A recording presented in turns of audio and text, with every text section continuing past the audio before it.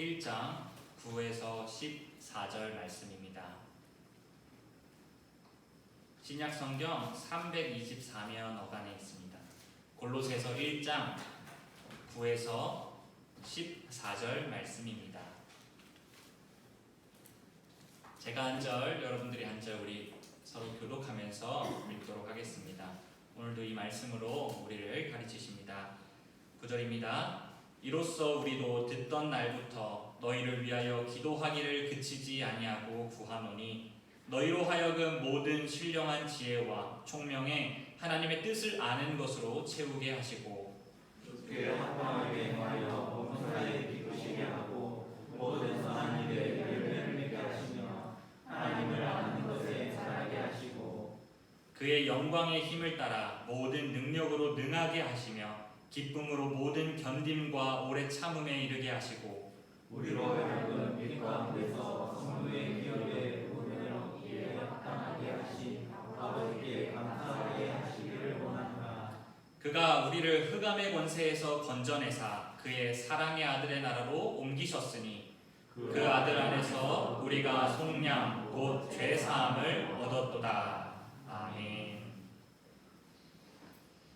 코로나 상황이 계속되고 있는 지금 우리가 해야 할 일은 각자의 자리에서 기도하는 것입니다.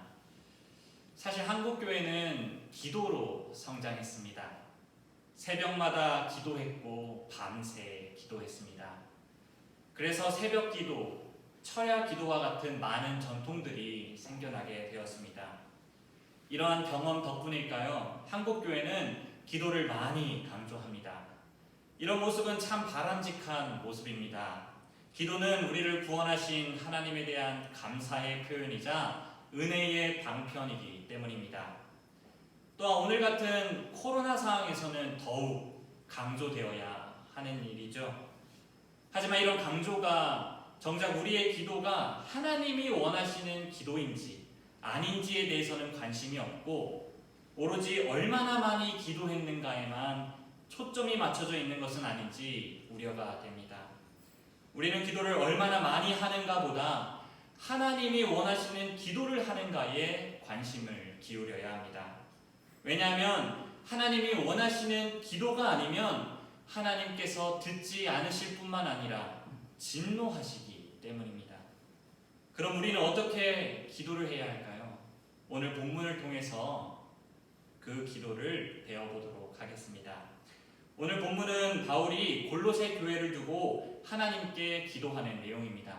골로새서 1장 9절 말씀을 우리 다시 한번 읽어보도록 하겠습니다. 9절입니다. 시작. 이로써 우리도 듣는 날부터 너희를 위하여 기도하기를 그치지 아니하고 구하노니 너희로 하여금 모든 신령한 지혜와 총명에 하나님의 뜻을 아는 것으로 채우게 하시고 바울은 너희를 위하여 기도하기를 그치지 아니하고 구하노니 라고 하면서 뒤이어서 그가 하나님께 기도했던 기도문을 14절까지 기록하고 있습니다. 오늘은 바울이 기록한 기도 내용을 일일이 살펴보기보다는 바울이 어떤 초점으로 기도했는지를 살펴볼 예정입니다. 물론 오늘 본문에서 바울은 올바른 기도법을 체계적으로 가르치려는 의도는 없지만 이 기도문은 우리에게 강력한 기도의 모범이 됩니다. 그래서 우리는 바울이 보여준 이 기도의 모범을 따라 하나님이 원하시는 기도가 무엇인지 알아보도록 하겠습니다. 이제 본문을 살펴보면서 하나님이 원하시는 기도가 무엇인지 살펴보도록 하겠습니다. 하나님이 원하시는 기도는 첫째로 하나님이 하신 일에 초점을 맞추는 기도입니다. 바울은 9절에서 이로써 우리도 듣던 날부터 너희를 위하여 기도했다라고 말합니다. 무엇을 들었을까요? 3절에서 8절에 기록되어 있듯이 바울은 하나님이 골로새 교회에 이미 행하신 일에 대한 것을 들었습니다. 하나님은 골로새 교회를 믿음과 소망과 사랑이 넘치는 교회로 만드셨습니다. 하나님께서 행하신 일이죠. 이처럼 바울은 하나님이 하신 일에 초점을 맞추어서 기도를 시작합니다. 뿐만 아니라 12절에서 14절 기도의 끝부분에서 하나님이 하신 일에 대해서 기도함으로 마무리하고 있습니다. 특히 바울은 이 12에서 14절 부분을 출애굽과 관련을 짓습니다.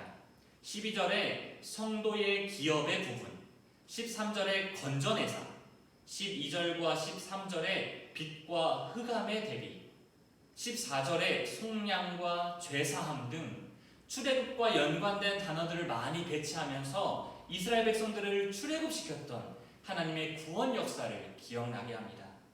출애굽 사건은 하나님이 자기 백성들을 위해서 행하신 대표적인 큰 일입니다. 그래서 모세는 가나안 땅으로 들어갈 이스라엘 백성들에게 이 출애굽 사건을 다시 기억하도록 말하고 있습니다. 신명기 5장입니다.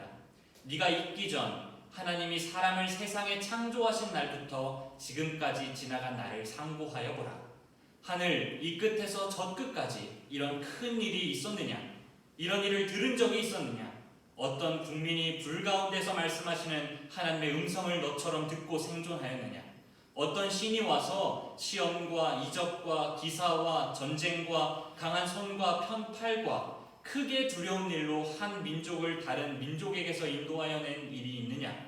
이는 다 너희의 하나님 여호와께서 애굽에서 너희를 위하여 너희의 목전에서 행하신 일이라. 이처럼 출애굽 사건은 하나님이 자기 백성을 위하여 행하신 큰 일이었습니다. 그러나 이 출애굽 사건보다 더 큰 일이 우리에게 이루어졌죠. 무슨 일이죠? 그리스도의 십자가 죽음과 부활입니다. 우리는 그리스도를 믿음으로 그리스도와 함께 십자가에 못 박혔습니다. 그리고 그리스도와 함께 부활하게 되었습니다. 그래서 우리는 죄에서 구원받고 하나님의 자녀가 되었으며 영원한 하나님의 나라에 들어가게 되었습니다. 이처럼 그리스도께서 행하신 일은 하나님께서 행하신 일의 절정이다라고 할 수 있습니다. 그래서 하나님이 하신 일에 초점을 맞추는 기도는 그리스도께 초점을 맞추는 기도라고도 할 수 있습니다. 우리는 보통 하나님께서 우리를 위해 하신 일을 이야기할 때 우리가 잘 되게 해주시고 우리가 잘 살게 해주시고 우리가 성공하게 해주시는 부분만을 말할 때가 있습니다. 물론 하나님은 우리의 육적인 필요를 아시고 그 필요를 채워주시는 분이십니다. 하지만 하나님이 하신 일 중에서 가장 큰 비중은 예수 그리스도를 보내셔서 우리를 구원하시는 일입니다. 그리고 구원한 우리를 그리스도의 장성한 분량에까지 자라도록 하시는 일입니다. 그래서 바울도 이 두 가지 부분을 가지고 기도를 시작했고 끝맺은 것입니다. 이처럼 우리도 하나님이 하신 일에 초점을 맞추는 기도, 그리스도께 초점을 맞추는 기도를 해야 합니다.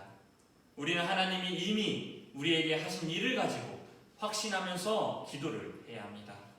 우리는 하나님께 나아갈 때 그분이 역사 속에서 이루신 이 놀라운 사역을 확신하면서 나아가야 합니다. 우리는 하나님께서 우리를 흑암의 권세에서 건져내사 그의 사랑의 아들의 나라로 옮기신 일, 그 아들 안에서 우리가 속량 곧 죄사함을 얻게 하신 일에 대해서 감사하며 기도해야 합니다. 또한 원래는 이런 존재가 아닌데 하나님의 말씀에 순종하게 된 나의 모습을 보면서 그리스도의 장성한 분량에까지 자라게 하실 그 엄청난 일을 기대하며 감사하며 기도할 수 있게 되는 것입니다. 이런 기도는 우리를 항상 기뻐하고 쉬지 말고 기도하고 범사에 감사할 수 있게 합니다. 나의 부족한 면, 우리 주변에 이루어지는 그 안 좋은 상황들을 보지 않고 하나님께서 행하신 일을 보게 하기 때문입니다. 하나님께서 이미 우리에게 하신 일을 통해서 앞으로도 어떻게 하실 것인지를 확신할 수 있기 때문입니다. 우리는 매일 넘어지더라도 우리를 위해서 그리스도께서 행하신 일은 변함이 없기 때문에 다시 일어설 수 있고 담대하게 기도할 수 있는 것입니다. 과거의 모습을 비추어 볼 때 지금의 모습이 좀 더 그리스도와 닮아 있는 것을 보고 앞으로도 하나님께서 우리를 더 그리스도를 닮은 모습으로 변화시킬 것이라는 그 소망을 가지고 담대하게 그리스도의 장성한 분량에까지 이르도록 기도할 수 있게 되는 것입니다.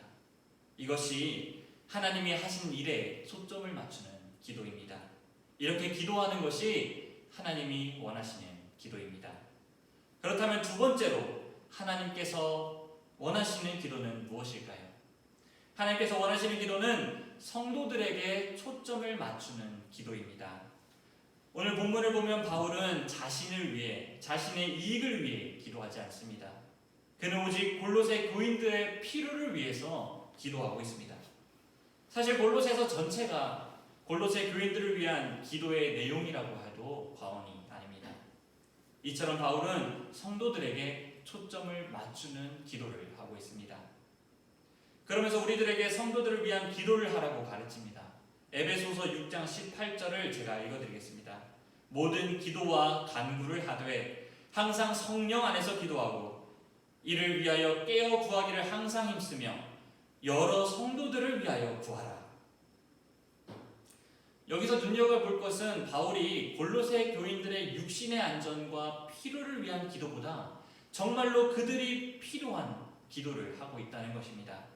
오늘 본문인 9절과 10절 상반절에서 바울은 이렇게 기도합니다. 너희로 하여금 모든 신령한 지혜와 총명에 하나님의 뜻을 아는 것으로 채우게 하시고 주께 합당하게 행하여. 바울은 골로새 교인들이 하나님의 뜻을 아는 것으로 채워져서 주께 합당하게 행하는 삶을 살 수 있도록 기도하고 있습니다. 이것이 골로새 교회를 위해 기도하는 목적이라고 할 수 있죠. 그러면서 바울은 주께 합당하게 행하는 삶을 살기 위해 필요한 4가지의 기도 제목을 뒤이어서 말하고 있습니다. 그것이 10절에서부터 12절에 나와 있는 기도 제목입니다. 첫 번째는 모든 선한 일의 열매를 맺도록, 두 번째는 하나님을 아는 것에서 자라게 하도록, 세 번째는 그의 영광의 힘을 따라 모든 능력으로 능하게 하셔서 기쁨으로 모든 견딤과 오래 참음에 이르게 하도록, 마지막으로 아버지께 감사하게 하도록 기도합니다. 물론 우리는 성도들의 육체적인 필요를 구하는 기도를 해야 합니다. 야고보서 5장에서도 병이 낫기를 위하여 서로 기도하라 라고 말합니다. 예수님도 제자들에게 기도를 가르치시면서 일용할 양식을 위해 기도하라고 가르쳐 주셨습니다. 그러나 진정으로 성도들에게 필요한 것은 그분의 뜻을 알아서 주께 합당하게 행하는 삶입니다. 바울은 이 기도가 중요했기 때문에 많은 교회를 위해서 기도할 때 문구는 조금 다르지만 동일한 기도 제목으로 기도했습니다. 빌립보서 1장입니다. 내가 기도하노라 너희 사랑을 지식과 모든 총명으로 점점 더 풍성하게 하사 너희로 지극히 선한 것을 분별하며 또 진실하여 허물 없이 그리스도의 날까지 이르고 예수 그리스도로 말미암아 의의 열매가 가득하여 하나님의 영광과 찬송이 되기를 원하노라. 데살로니가 후서 1장 11절은 이렇게 기록합니다. 이러므로 우리도 항상 너희를 위하여 기도함은 우리 하나님이 너희를 그 부르심에 합당한 자로 여기시고 모든 선을 기뻐함과 믿음의 역사를 능력으로 이루게 하시고. 골로새 교회를 설립한 에바브라 역시 동일한 기도 제목으로 골로새 교회를 위해 기도합니다. 골로새서 4장 12절입니다. 그리스도 예수의 종인 너희에게서 온 에바브라가 너희에게 문안하느니라. 그가 항상 너희를 위하여 애써 기도하여 너희로 하나님의 모든 뜻 가운데에서 완전하고 확신 있게 서기를 구하나니. 이처럼 우리는 성도들이 하나님의 뜻을 아는 것으로 채워져서 주께 합당하게 행하는 삶을 살 수 있도록 기도해야 합니다. 우리는 의식적으로 성도들에게 초점을 맞추는 기도를 하지 않으면 자기 중심적인 기도, 나만을 위한 기도를 할 때가 많습니다. 물론 우리 자신을 위해서도 기도해야 합니다. 시편에서도 자신을 위해서 기도하는 경우가 많습니다. 하지만 성경의 많은 신앙의 선배들의 기도를 보면 대부분은 성도들을 위한 기도입니다. 자신을 위해 기도하는 시편조차도 뒤에는 성도들을 위한 기도가 빠지지 않습니다. 우리의 신앙이 성장할수록 우리의 기도를 돌아보면 나의 기도는 줄어들고 성도들을 위한 기도가 많아진다는 것을 우리도 경험하셨을 것입니다. 이처럼 하나님이 원하시는 기도는 성도들에게 초점을 맞추는 기도입니다. 마지막으로 하나님이 원하시는 기도는 하나님께 초점을 맞추는 기도입니다. 사실 앞서 살펴봤던 하나님이 하신 일에 초점을 맞추는 기도와 성도들에게 초점을 맞추는 기도는 하나님께 초점이 맞춰져 있습니다. 하나님께 초점을 맞추는 기도는 하나님의 영광을 위한 기도라고도 할 수 있습니다. 우리의 기도는 나나 다른 어떤 것이 아닌 하나님의 영광을 위한 기도여야 합니다. 하나님이 하신 일에 초점을 맞추는 기도가 하나님께 영광을 돌리는 기도라는 것은 어느 정도 우리가 이해할 수 있습니다. 시편에서도 하나님의 영광과 그분이 하신 일을 자연스럽게 연결짓습니다. 시편 19편입니다. 하늘이 하나님의 영광을 선포하고 궁창이 그의 손으로 하신 일을 나타내는도다. 그런데 성도들에게 초점을 맞추는 기도가 하나님께 영광을 돌리는 기도라는 것은 우리가 조금 이해하지 못합니다.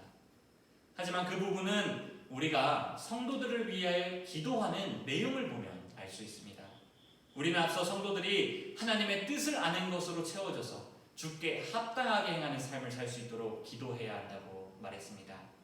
그렇다면 그렇게 기도해야 하는 이유가 무엇일까요? 바울은 10절 상반절에서 이것을 알려줍니다. 주께 합당하게 행하여 범사에 기쁘시게 하고. 성도들이 주께 합당하게 행하는 삶을 살도록 기도하는 이유는 하나님께 기쁨이 되게 하기 위해서입니다. 바울의 우선적인 관심사는 하나님이었습니다. 궁극적으로 하나님의 영광을 위한 것이었습니다. 이처럼 우리의 기도는 하나님께 초점이 맞춰진 기도여야 합니다. 우리의 기도가 하나님이 원하시는 기도인지 아닌지 판단할 수 있는 기준은 우리가 육체적인 것을 기도하느냐, 어떤 신령하고 영적인 것을 기도하느냐가 아니라 자신에게 초점이 맞춰져 있는가, 하나님께 초점이 맞춰져 있는가, 이것이 우리가 하나님이 원하시는 기도인지 아닌지를 판단할 수 있는 근거입니다. 그래서 예수님은 제자들에게 기도를 가르치시면서 가장 먼저 하나님의 영광을 위한 기도를 하게 하십니다. 이름이 거룩히 여김을 받으시오며 나라가 임하시오며 뜻이 하늘에서 이루어진 것 같이 땅에서도 이루어지이다. 그러면서 결국 나라와 권세와 영광이 아버지께 영원히 있사옵나이다. 아멘 하면서 우리의 기도의 목적이 하나님께 있음을 보여줍니다. 이런 이야기를 들으면 누군가는 이런 생각을 하실 수도 있습니다. 내 개인적인 것, 나의 육체적인 것, 나의 영적인 것은 언제 강구해야 하고 언제 채워져야 하는가? 우리는 하나님이 하신 일에 초점을 맞추는 기도와 성도들에게 초점을 맞추는 기도, 궁극적으로 하나님께 초점을 맞추는 기도를 할 때 우리의 모든 것을 포기하거나 버려야 하는 것은 아닙니다.